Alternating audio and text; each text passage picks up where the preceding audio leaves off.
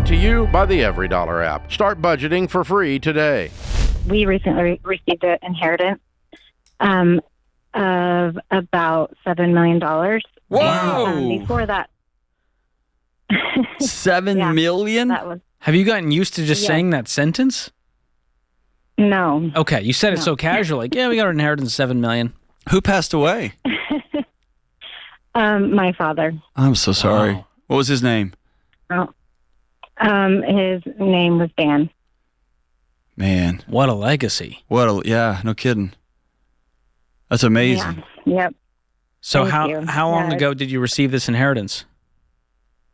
It's been about 6 months. Okay. So where is $7 million sitting? Is it just sitting in an escrow account somewhere?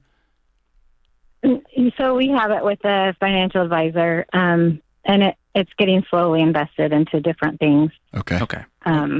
How can we help today? So the problem, well, you'd think it wouldn't be the money, and I know this isn't a typical, problem for people, usually the opposite, but so before we received that inheritance, my husband and I worked really hard to save $1 million ourselves.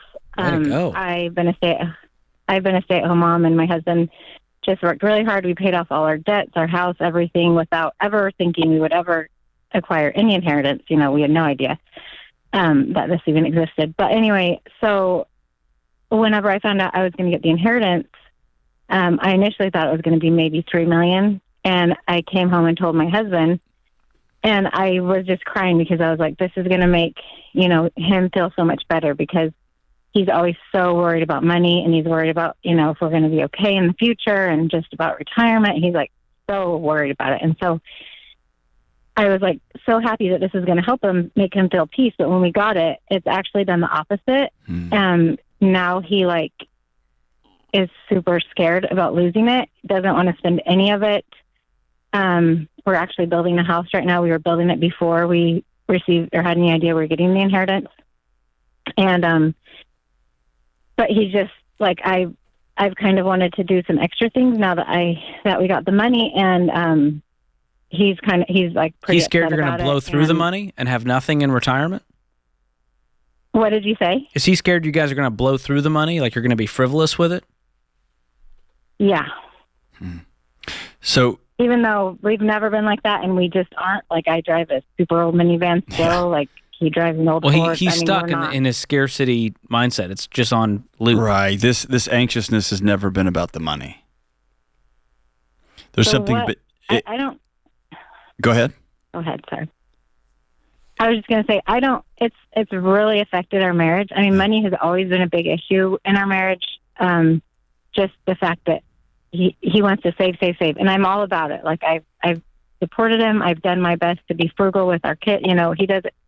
It's not like he's ever made a ton of money, but we've just worked really hard. And I don't know how. I feel like he puts his value in his money, but I also feel very controlled by it. Like, I feel like he doesn't love me, because not that he doesn't love me, but kind of that he doesn't love me. He loves his money more than he would like me to just enjoy things sometimes. Like, we're building a house, and before we had this money, we were going to do the basic, like it's a lot of money, but it was going to cost us $500,000. We were going to pay for it in cash.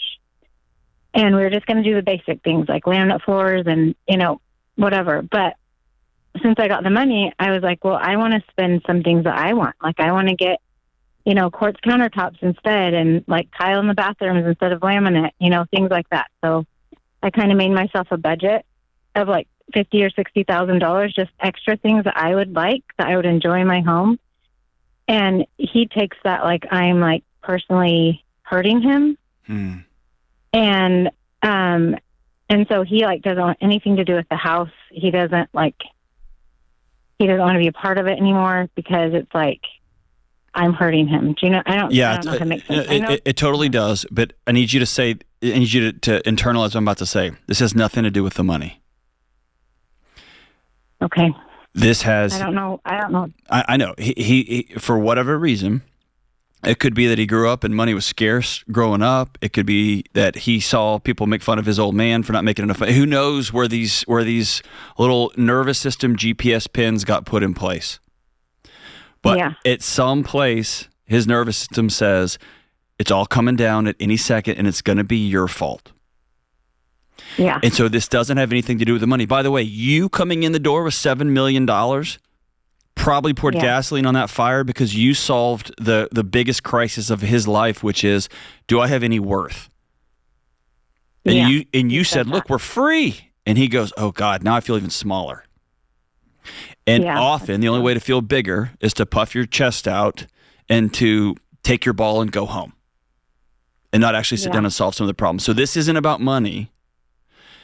You are well within your rights. I mean, hear me and George say, you're not crazy to spend $60,000. I think you're crazy to only spend $60,000. You have a check for $7 million. That's like John getting a taco. Do you understand the scale here? I mean, imagine your dad, how big his smile would be if he got to see you put in a pool and like whatever else you want to do, right? So here's the bigger conversation. The marriage that you had is over with a period at the end. Yeah. What you and your husband have to decide to do is, are we going to build something new? Because our life, every bit of our life is different now. We are multi-millionaires. And now the game has changed. And you have to own that new reality. And then you have, as a part of building something new, you have to ask hard questions like, what do you need? And what do you want? And what's going to bring peace to you? And then you get to say the same things also. Yeah. And just like y'all go through the fixtures and build this new house, y'all got to do this with your marriage because it's all different now. Yeah. He spent his whole life building a sandcastle, and you just wiped that all away with one big wave, and now there's a mansion there that he didn't build. And I think that scares the crap out of him. Yeah. So I think John's right, and I think you also need to he needs to sit down with a therapist. You guys both need to sit down with a financial advisor and actually crunch some reality numbers and go, listen, dude, if you put this in a savings account, you're going to make $350,000 a year by doing nothing. And so this idea that you're just going to lose it all is hogwash. You're not going to put this all in single stocks of the lottery. You're going to invest this wisely, like you guys already have been doing. But you also, also, there's a math problem here, but his problem's not math. That's what he thinks it is. I know, but it's not because that's not reality. He can put it in a high-yield savings account. You can prove it to him by showing him the math, and he's going to go, but it doesn't matter. Then it wasn't about the math. Yeah, it doesn't matter. What he needs to know is I see you, and I love you, and I want to build a new thing with you. Will you come with me? And hopefully he says yes. And y'all got to go, like George said, you got to go sit with a professional, and y'all got to work through this. Congratulations, your dad left an amazing legacy. Create your free every dollar budget today, the simplest way to budget for your life.